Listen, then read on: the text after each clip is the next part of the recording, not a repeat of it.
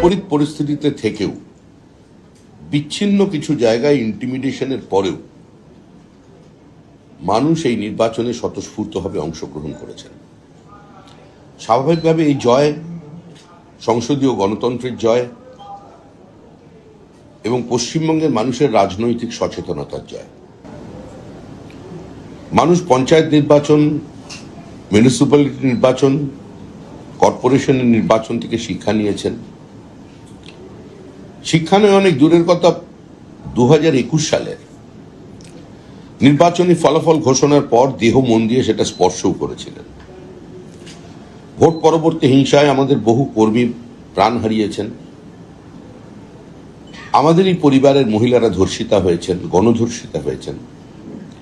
JCB দিয়ে বাড়ি ভাঙা হয়েছে, মানুষকে রাজ্য ছেড়ে অন্যত্র বসবাস করতে বাধ্য করা হয়েছে।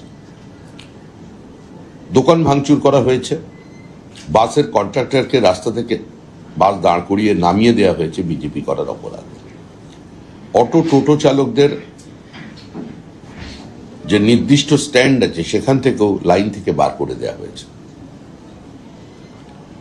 আগামীকাল আবার ভোট গণনা।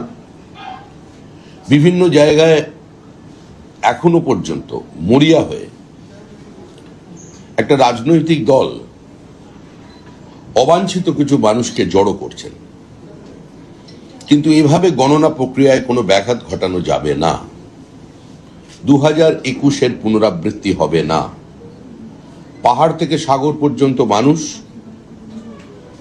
তাদের ক্ষোভ, তাদের যন্ত্রণা, তাদের মেধার প্রতারণা, এই সমস্ত নিয়ে তারা উপস্থিত আছেন। মানুষ ভোট দিয়ে দিয়েছেন। নির্বাচনী ফলাফলটাও তৃণমূল কংগ্রেসের জানা।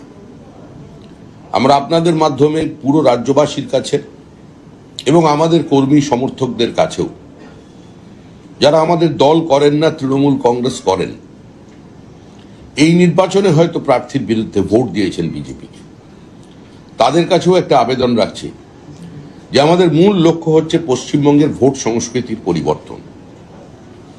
আমরা একটা রাজনৈতিক সমাজের বাসিন্দা হয়ে গেছি দীর্ঘ বছর ধরে, এবং তারপর যে প্রতিহিংসার রাজনীতি আমাদের গ্রাস করেছে,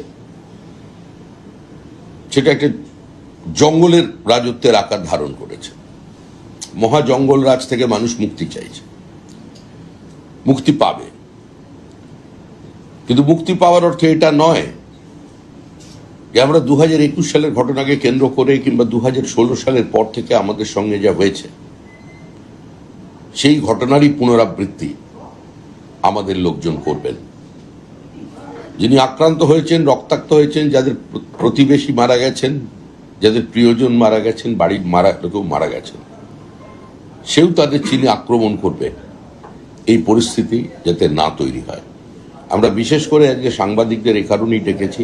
এ ধরনের কোনো ঘটনার যদি আপনারা পান, তৎক্ষণাৎ সাংবাদিক হিসেবে নয়, অবশ্যই আপনাদের চ্যানেলে সেটা সম্প্রসারিত করবেন, সংবাদ মাধ্যমে সেটা থাকবে।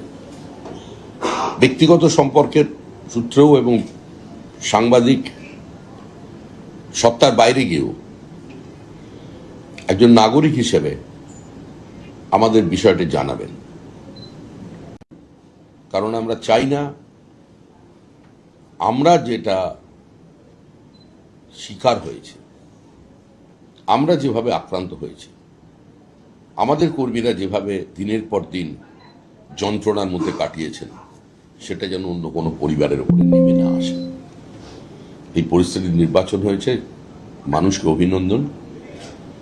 92% বেশি মানুষ পশ্চিমবঙ্গে ভোট দিয়েছেন, এই প্রক্রিয়া থেকেছেন। তাদের সকলের কাছে আমরা কৃতজ্ঞ, সকলকে অভিনন্দন জানাচ্ছি। পশ্চিমবঙ্গে শান্তির বাতাবরণ থাকুক। পশ্চিমবঙ্গে রাজনৈতিক বিভাজন তো থাকবেই, কিন্তু রাজনৈতিক বিভাজন যেন সংঘর্ষের রূপ না নেয়। ধন্যবাদ। একটা প্রশ্ন আছে।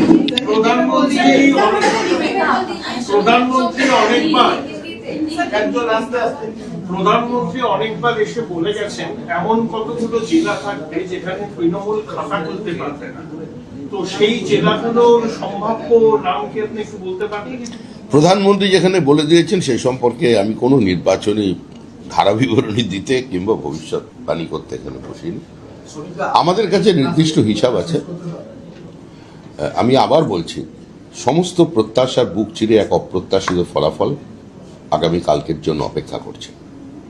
আর যে ফলাফল এখনো পর্যন্ত আমরা তাতে কোনো মন্তব্য করিনি, সেফোলজিস্ট বা বিভিন্ন ভোট ফেরত সমীক্ষা থেকে যা বেরিয়ে এসেছে সেটার সঙ্গে কোনো মিল থাকবে না। Do you apprehend large scale আমি violence? ইংরেজি জানি না। आप क्या ऐसे मानते हैं कि रिजल्ट के बाद में हिंसा हो सकती है, और अगर मतलब आपका क्या अपील रहेगा? हमारा अपील है किसी भी तरीके की हिंसा ना हो जाए। जो जीत गया, जीतने का मतलब ये ऐसा नहीं है जो पिछले दफा जो आपका घर तोड़ा था, आपका कार्यकर्ता का हत्या किया था, आप वैसे ही काम करें। ऐसा नहीं होना चाहिए। इस वोट संस्कृति जो पश्चिम बंगाल में भी बने हुए है, बिहार उत्तर प्रदेश जिस संस्कृति का बाहर चले आए, और पश्चिम बंगाल में हालत वैसा ही है। जो हमारा बंगाली लोग, हम लोग बार बार बोलते हैं हम लोग रेस्ट ऑफ द इंडिया से अलग है, हम लोग जो आज सोचता है वो लोग काल सोचते हैं। तो ऐसे ही हमारा सोच में भी बदलाव आना चाहिए और ऐसे हिंसा बंद होना चाहिए। সুবিধা বিভিন্ন স্ট্রং রুম এবং কাউন্টিং সেন্টারের বাইরে দেখা যাচ্ছে বিভিন্ন সময় উত্তেজনা সৃষ্টি হয়েছে। কালকে কি নির্বিঘ্নে এটি পরিচালনা করা সম্ভব? নির্বিঘ্নে পরিচালনা হবে, সমস্ত জায়গায় ফোর্স থাকবে, আমাদের কাউন্টিং এজেন্ডা যথাসময় তার ভিতরে থাকবেন। 2021-এর পুনরাবৃত্তি হবে না।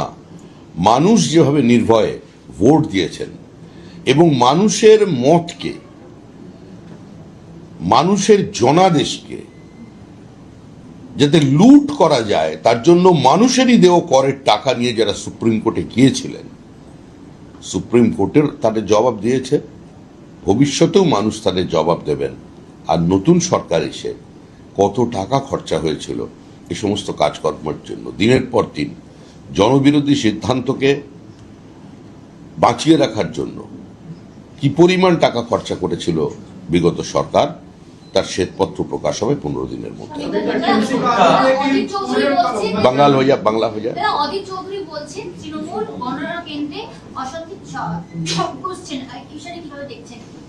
অদিত চৌধুরী বলছেন যে তৃণমূল গণনা কেন্দ্রে অশান্তি ছক করছেন, এই বিষয়টাকে কিভাবে দেখছেন? যদি সাংবাদিকরা মনে করে যে তৃণমূল কংগ্রেস অশান্তি ছক কষছে, তাহলে এই প্রশ্ন তৃণমূল কংগ্রেসের যারা মুখপাত্র তাদের করা উচিত। অদিত চৌধুরীর বক্তব্য রেখেছেন, এটা তো অদিত চৌধুরীর অফিস নয়। অদিত চৌধুরীর ওই যে সংগঠন আছে, মানে যেন ওটার নাম ইন্ডিয়া অ্যালায়েন্স আছে কিনা জানি না আমি, তাদেরই শরিক তো তৃণমূল কংগ্রেস। সুতরাং এই প্রশ্নটা করা উচিত আমার থেকে অনেক বড় উঁচু মাপের নেতাদের, রাহুল গান্ধীকে, খাড়গেজিকে প্রশ্নটা করা উচিত। শরিকদা, আপনি বললেন যে আমি যা বললাম তো বলে দিয়েছি। আপনি বললেন যে অবাঞ্ছিত মানুষকে জড়ো করা হয়েছে। হ্যাঁ। মুখ্যমন্ত্রী ওদিক থেকে 200 সিট পাবো বলে কালকে ঘোষণা করেছেন এবং বলছেন যে যতক্ষণ না আমি বলছি ততক্ষণ গণনা কেন্দ্রে যেন থাকে। এটা কিসের ইঙ্গিত, কি বলতে চাইছেন উনি? সেটা আপনি মুখ্যমন্ত্রীকে জিজ্ঞাসা করুন, আমায় কেন বলছেন? আপনি না, আমি রাজ্য সভাপতি হিসেবে মুখ্যমন্ত্রীর মনের কথা কি করে বুঝতে পারবো? মুখ্যমন্ত্রীর মনের ব্যথা, মুখ্যমন্ত্রীর মনের কথা, মুখ্যমন্ত্রীর ইঙ্গিত তা একমাত্র মুখ্যমন্ত্রী বলতে পারেন। কারণ আমাদের মুখ্যমন্ত্রী কোনো সাধারণ মুখ্যমন্ত্রী নন। আমাদের মুখ্যমন্ত্রী রয়্যাল বেঙ্গল টাইগার হিসেবে নিজেকে দাবি করে। ধারে কাছে যাওয়ার মতো আমাদের শক্তি নেই ভয়ে। সুমিতা একটা কথা বলছেন, কিন্তু অভিষেক বন্দ্যোপাধ্যায় বলছেন যে ডায়মন্ড হারবার মডেল, সেই মডেলে কেউ কোনোভাবেই আঁচড়ও কাটতে পারবে না, এবং গতকাল যে ভার্চুয়াল বৈঠক হয়েছে সেই বৈঠকে একাধিক নির্দেশ তিনি দিয়েছেন। তো তৃণমূল কংগ্রেসের ভার্চুয়াল বৈঠকে কি আলোচনা হবে সেটা বিজেপি সেটা নিয়ে কথা বলবে। কিন্তু আপনারা ডায়মন্ড হারবার মডেল ভাঙতে পারবেন? আপনারা আঁচড় কাটতে পারবেন? ফলতায় তো আবার রিপোল হচ্ছে। ফলতায় রিপোল হচ্ছে, নির্বাচন কমিশন দেখেছেন যে ওখানে রিপোলের প্রয়োজন আছে, তারা সিদ্ধান্ত নিয়েছে। আর কালকে তো স্বতঃস্ফূর্ত প্রতিরোধ তৈরি হয়েছিল। নির্বাচনের নামে দক্ষিণ 24 পরগনায় কি হয় সেটা তো আপনারা সাংবাদিকরা আপনারাও দেখিয়েছেন। গতকাল 2019 সালে কিছু মসজিদ থেকে ঘোষণা করে দেওয়া হয়েছিল অন্য সম্প্রদায়ের মানুষ এখান থেকে ছেড়ে চলে যান, একটা এক্সোডাস হয়েছিল 2019-এ। তো সেটাও তো সকলের জানা। গোটা ভারতকে ফলতায় আসতে বলে বাংলা শেষ করতে গিয়ে উত্তরটা শেষ হয়নি। হয়ে গেছে। নির্বাচন কমিশনের ভূমিকায় তাহলে কি আপনারা সন্তুষ্ট? কারণ যখন সমস্ত কেন্দ্রের রেজাল্ট বেরোবে সেই সময় ফলতায় রিপোল হওয়া এবং তারপরে সেটার রেজাল্ট বেরোনো, কমিশন কি কোথাও ফেলিওর হলো? কমিশন ফেলিওর হবে কেন? কমিশন ফেলিওর হয়েছে কি হয়নি সেটা কমিশন উত্তর দেবে, আমি তো ওদের মুখপাত্র নই। আমি আমার দলের পক্ষ থেকে বলতে পারি যে যেভাবে ফলতায় নির্বাচন করানো হয়েছিল, যেভাবে বিভিন্ন ইভিএম বক্সকে টেম্পার করানো হয়েছিল, সেটা কোনো সুস্থ সামাজিক সভ্য সমাজে কাম্য নয়। 140 কোটির এত বড় গণতন্ত্র যেখানে বিনা রক্তক্ষয়ে একটা দেশের সরকারের পরিবর্তন হয়ে যায়, সেখানে একটা রাজ্যের নির্বাচনে এ ধরনের ঘটনা কাঙ্ক্ষিত নয়। সুতরাং যেটা হয়েছে সেটা সেখানকার মানুষের গণতান্ত্রিক অধিকারকে সুরক্ষিত করার জন্যই হয়েছে। আমরা সেই পদক্ষেপকে স্বাগত জানিয়েছি। গোটা ভারতকে ফলতায় আসতে বলে বাংলা ভাঙার ছক করছে অভিষেক বন্দ্যোপাধ্যায়, দেশের বিরুদ্ধে কথা বলছে অভিষেক বন্দ্যোপাধ্যায়। ফলতায় যে রিপোর্ট হচ্ছে সেটা নিয়ে অভিষেক বন্দ্যোপাধ্যায় বলছেন গোটা ভারতকে একদিকে ফলতায় আসতে, মানে কোথাও বাংলা ভাঙার ছক করছেন অভিষেক বন্দ্যোপাধ্যায়। এ ব্যথা কি যে ব্যথা বোঝে কি আঞ্জনে, যার যেখানে ব্যথা সে বুঝেছে। আরেকটা কথা যে অভিষেক ব্যানার্জি কালকে নির্দেশ দিয়েছেন, আবার একটু এটা বলতে হবে, মানে কিরকম আপনারা বলছেন যে সুষ্ঠু গণনা কেন্দ্রে সুষ্ঠুভাবে গণনা হবে, কিন্তু অভিষেক ব্যানার্জি বলেছেন দলীয় কর্মীদের 4 থেকে 4,500 প্রত্যেকটা গণনা কেন্দ্রে কর্মীদের জড়ো হতে। কেন? এটা কি কোনো সংঘাতের পূর্বাভাস বা এটা ঝান্ডার সাথে ডান্ডাও রাখতে বলেছে, হাতে ডান্ডা রাখতে বলেছে, প্লাস প্রত্যেকটা গণনা কেন্দ্রে 4 থেকে 4,500 কর্মীকে জমায়েত হওয়ার নির্দেশ দিয়েছেন নির্বাচন কমিশন বুঝবে। নির্বাচন গণনা কেন্দ্রের ভিতরে এবং বাইরে শান্তি বজায় রাখার, মানুষকে সুরক্ষিত রাখার রক্তপাতহীন নির্বাচনের প্রতিশ্রুতি তারা দিয়েছেন এবং দুটো ফেজেই নির্বাচনে আমরা সেটা দেখেছি। আমার মনে হয় শেষটাও ভালো হবে। आरोप लगाया जा रहा है कि दुर्ग में तब्दील कर दिया आप लोगों ने स्ट्रांग रूम को चुनाव आयोग के साथ मिलकर, और उसके कारण टीएमसी पारदर्शिता से पूरी तरह दूर हो गई। ये आरोप लग रहा है आप लोगों पर। कौन आरोप लगा रहा?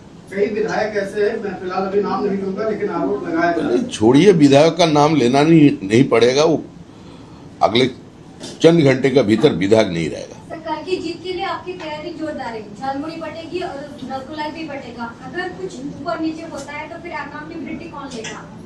अगर कुछ रिजल्ट आपके हिसाब से नहीं आया तो फिर अकाउंटेबिलिटी कौन फिक्स करेगा, कौन लेगा? प्रश्न अगर से शुरू होता है तो जरूर एक मगर चला आएगा, और मैं अगर मगर का चक्कर में फंसना नहीं चाहता हूँ। गंगोत्री से गंगा सागर तक भाजपा की डबल इंजन सरकार बनेगा, और श्यामा प्रसाद का भूमि में श्यामा प्रसाद का सरकार पहले बार बनने जा रहा है। ये काल की कपाल पे लिखा हुआ है, इसमें कोई अगर मगर नहीं।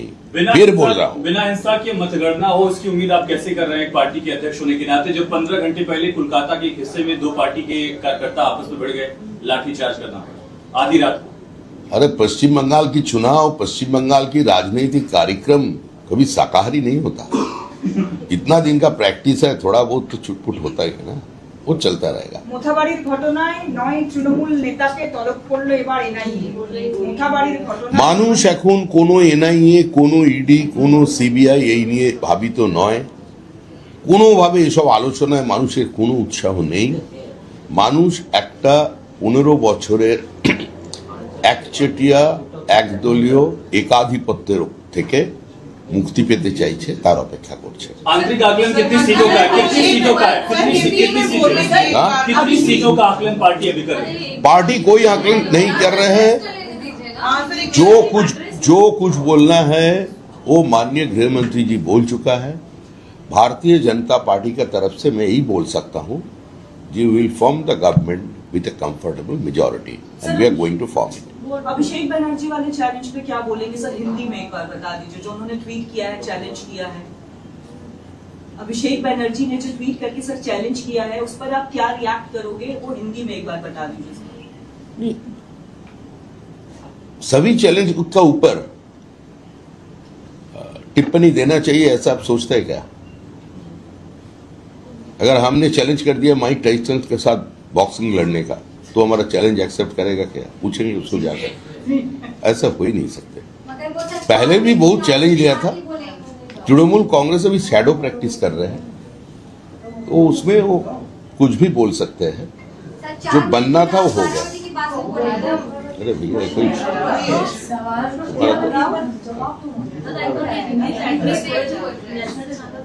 सर एक बार हिंदी में जो आपने पीसी की है वो हिंदी प्रेस में कॉन्फ्रेंस आपने बांग्ला में किया वो हिंदी में देखिए, पश्चिम बंगाल की वोट संस्कृति के बारे में सारा देश का ध्यान है। ये जान चुका है कि पश्चिम बंगाल में हर चुनाव में कई लोगों का मत का खबर आते हैं। बिना रक्तपात का चुनाव हो जाना ये पश्चिम बंगाल के लिए एक बहुत बड़ा बात है। स्वतंत्रता का बाद ऐसा चुनाव पश्चिम बंगाल की जनता को भी देखा नहीं। इस सिलसिले में हमारा एक ही कहना है कि भारतीय जनता पार्टी पोस्ट पोल वायलेंस का बहुत बड़ा शिकार बनेगी। पिछले बार 2021 दूसरा में सिर्फ 27 दिन में बीजेपी का 56 कार्यकर्ता को मार दिया गया। 27 महिला कैमरे के सामने आकर बोली थी कि उसका साथ सामूहिक बलात्कार हुआ। 2016 का पहले से आज तक हमारा 311 कार्यकर्ता को मार दिया गया। तो इसलिए हम आपकी माध्यम से पूरा समाज को, तृणमूल पार्टी को, जो अभी इस बार तृणमूल को साथ नहीं दिया, उनको, यह सारे बीजेपी कार्यकर्ता, बीजेपी के समर्थकों के पास ये अपील करना चाहते हैं कि आज हिंदुस्तान के किसी भी जगह चुनाव को लेकर एक भाई दूसरा भाई का खून नहीं पीता। पश्चिम बंगाल में भी ऐसा संस्कृति आए। हम लोग पिछले दिन थोड़ा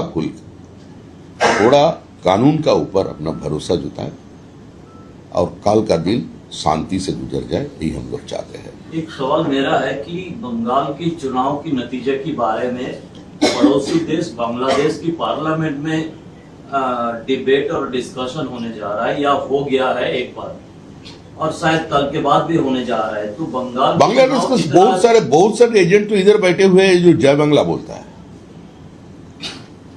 वो लोग भी चाहते हैं ये पश्चिम बांग्लादेश बन जाए। इसलिए बांग्लादेश का जो रेडिकलाइज्ड लोग है, जो अलगाववादी तकते हैं, वो लोग काफी सक्रिय है। और पश्चिम बंगाल की बॉर्डर की इस पार भी उसका साथ बहुत लोगों का संपर्क है। जो चुनाव की इस मैदान पे वो लोग भी घुसे हुए हैं। तो आने वाले दिन में उसको चुन चुन कर निकालना पड़ेगा, डिपोर्ट करना पड़ेगा। হারের আতঙ্কে কি অভিষেক বন্দ্যোপাধ্যায় টুইট করছেন? দেশ বিরোধী কথা কেন বলছেন অভিষেক বন্দ্যোপাধ্যায় বারংবার? সেটা তো অভিষেক বন্দ্যোপাধ্যায় এর উত্তর দিতে পারবেন। আপনারা কেন অভিষেক বন্দ্যোপাধ্যায়কে না জিজ্ঞেস করে আমাকে বলছেন? অভিষেক বন্দ্যোপাধ্যায়ের কোনো বক্তব্যের প্রতিক্রিয়া দেওয়ার প্রয়োজন আছে বলে তো আমরা এখন মনে করছি না। গণতান্ত্রিক দেশ, উনি একজন সাংসদ, একজন দলের উত্তরাধিকারী। তিনি একটা মন্তব্য করেছেন, একটা টুইট করেছেন। মানে আপনারা এটা বলেন না কি রাজনৈতিক মহল বলছে, তো সেরকম ও রাজনৈতিক মহল মনে করছে যে কালকে যাতে সবাই মানে টেবিলে কাউন্টিং এজেন্ট তৃণমূলের পক্ষ থেকে যায়, তার জন্য এটা বুস্ট আপ করার চেষ্টা করা হচ্ছে। ফলতায় নির্বাচনের আগে থেকে দেখা গেল দাবাং পুলিশ অজয় শর্মা তার দাপাদাপি দাবানগিরি অনেক আমরা দেখেছি, কিন্তু সেই ফলতাতে আবার পুনর্নির্বাচন করা হচ্ছে। কিন্তু তাহলে এই ফলতায় যে নির্বাচনের দিন যে গোলযোগ হলো, যে অস্বস্তি হলো, যে অশান্তি হলো, তার দায় কার? সেখানকার যিনি পর্যবেক্ষক ছিলেন তার বিরুদ্ধে কি ব্যবস্থা নেওয়ার কোনো প্রয়োজন নেই? শুধুমাত্র সরকারি আধিকারিকদের উপরে, শুধুমাত্র পর্যবেক্ষকের উপরে কিংবা নির্বাচন কমিশনের উপরে দায় চাপিয়ে দিলে চলবে না। বহু দেশে তো নির্বাচন হয়, সেখানে তো কোনো কেন্দ্রীয় বাহিনী থাকে না। এটা তো সামগ্রিকভাবে পশ্চিমবঙ্গের বাঙালিদের লজ্জা যে সাজোয়া গাড়ি ঢুকছে এখানে। সারা দেশে কোনো নির্বাচন নিয়ে এত উত্তেজনা আছে। মহারাষ্ট্রের নির্বাচন দেখুন, বোঝাই যায় না ভোট হচ্ছে, ওদের সুন্দরভাবে ভোট হয়ে যায়। আর আমাদের এখানে মানুষ গিয়ে ওখানে পরিযায়ী শ্রমিক হয়ে থাকে। এখন পশ্চিমবঙ্গের তো এটাই অবস্থা। আমরা পরিযায়ীদের রাজ্য, আমরা সমস্ত কিছু বার করে দিচ্ছি এখান থেকে। হ্যাঁ, তিনটে ভাই, আর ছেড়ে দাও ভাই। বলছি, মুখ্যমন্ত্রী বলেছেন ওরা লোডশেডিং করিয়ে দিয়ে 8 ঘন্টার মধ্যে যা খুশি করতে পারে, সুতরাং খেয়াল রাখবেন যেন লোডশেডিং করতে না পারে। এটা বলার পরে আজ আলিপুরদুয়ারে দেখা গেল ট্রান্সফরমার ঘিরে তৃণমূলের কর্মীরা বসে আছে। অভিনব একটা মুখ্যমন্ত্রী খালি এটুকুই লক্ষ্য রাখুন, এবারে যেন ভবানীপুরে লোডশেডিং না হয়। ভবানীপুরে যদি যত আলোই জ্বালিয়ে রাখা হোক, ফলাফল তৃণমূলের পক্ষে যাচ্ছে না। এবার দেখা যাচ্ছে একটা অদ্ভুত ঘটনা যে কাউন্টিং স্টেশন গুলো একটা ক্ষমতা প্রদর্শনের জায়গা হয়ে উঠেছে। সেখানে আজকেও শশীবাজার গিয়েছিলেন, ক্ষুদিরাম অনুশীলন কেন্দ্রে, শাখাওয়াত নমুনা স্কুলে, কিছুক্ষণ আগে গেছিলেন ববি। তৃণমূল ক্ষমতা থেকে চলে যাচ্ছে, এটা এখন তৃণমূল মন থেকে মেনে নিতে পারেনি। আর প্রদীপ নিভে যাওয়ার আগে কিছুটা জ্বলে ওঠে, এগুলো তারই নিদর্শন মাত্র। তৃণমূল যে চলে গেছে সেটা এখনো তারা স্বীকার করতে পারে। অভিষেক বন্দ্যোপাধ্যায় বলেছেন যে বিজেপি যদি কোথাও ঝান্ডা নিয়ে হাজির থাকে, আপনারাও কিন্তু ঝান্ডাটা নিয়ে হাজির থাকবেন। সবসময় তো হাজির থাকে। ডান্ডা ছাড়া তৃণমূলকে, বোমা ছাড়া তৃণমূলকে, বন্দুক ছাড়া তৃণমূলকে কোনোদিন চেনা যায়? তৃণমূলের তো আস্থাই এখন বোমা, মানুষ নয়। মুখ্যমন্ত্রীর আস্থা যেমন দেবতায়, গণদেবতায় নয়, তবে সেরকম ওদেরও আস্থা লাঠি বোমায়। ওইসব কথাই বলছি। বিজেপি আনুমানিক কতটা আসন নিয়ে ক্ষমতায় আসতে পারে? বিজেপি আনুমানিক কতটা আসন নিয়ে ক্ষমতায় আসতে পারে? আপনার দাবি করছেন আপনার prediction আসবে, এলে কটা আসন পেতে পারে? এটা একমাত্র সঠিক পরিসংখ্যান দিতে পারেন রাজ্যের মুখ্যমন্ত্রী। তার রাজনৈতিক বোধ, তার রাজনৈতিক মাটি চেনার ক্ষমতা, মাটির গন্ধ পাওয়ার ক্ষমতা অনেকের থেকে বেশি, এবং হয়তো সকলের থেকে বেশি। তিনি জানেন ফলাফলটা কি হয়ে গেছে। উনি 200 বলে দিলেন। হ্যাঁ? উনি তো 200 বলে দিলেন। উনি 200 বলে দিলেন। আপনি আপনার প্রেডিকশন? উনি 200 বলেছে, তুমি 2 গ্লাস জল খেয়ে নাও, তার জন্য আনন্দ।